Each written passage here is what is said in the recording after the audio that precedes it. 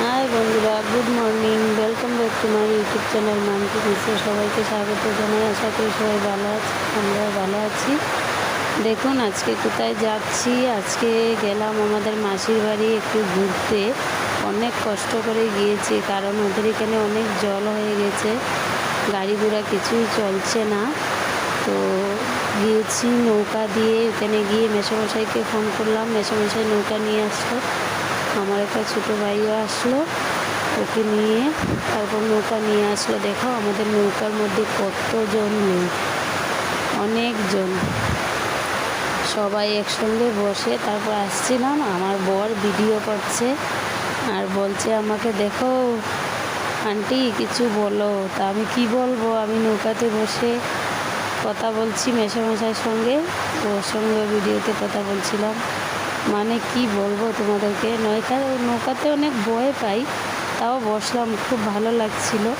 কিন্তু জলে অনেক পরিস্থিতি খারাপ লোকের, কি বলবো, কিছু বলার নেই। খাওয়া দাওয়ার প্রবলেম, বাজার হাট কিছু হয় না, সবাই অনেক কষ্টে চলছে।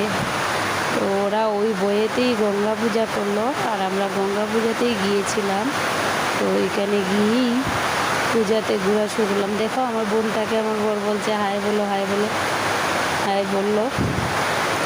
তো এখানে অনেক মানুষ আছে, আমার মাসি আছে, মেসোমশাই আছে, আমার ছোটো ছোটো ভাই বোনেরা আছে, আমার ননদ আছে, আমি আছি। তো সবাই ঘুরতে গিয়ে অনেক মজা করলাম। কিন্তু বন্যায় পরিস্থিতি আমাদের শিলচরের অনেক খারাপ। এটা শিলচরেরই একটা জায়গা, জায়গাটার নাম হলো বরজালেঙ্গা রতনপুর। খুব পরিস্থিতি খারাপ, পুরো জল আকার। দেখুন কীভাবে দেখা যাচ্ছে, জলে জল, চারোদিকে জল।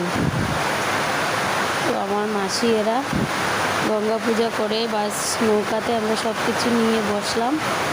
পার হয়ে একবারে পুজোর প্রসাদ খেয়ে এখন আমরা বাসায় যাচ্ছি। বাসায় গিয়ে তারপর আরও কথাবার্তা হবে, চলো দেখা যাক বাসায় যাই।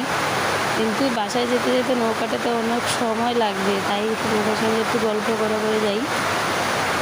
আমার বর ঠিকই বলছে, আমাকে চিরাচ্ছে কিন্তু। আর আমার ননদটা যে আছে, ও সঙ্গে একটু একটু তার দিচ্ছে।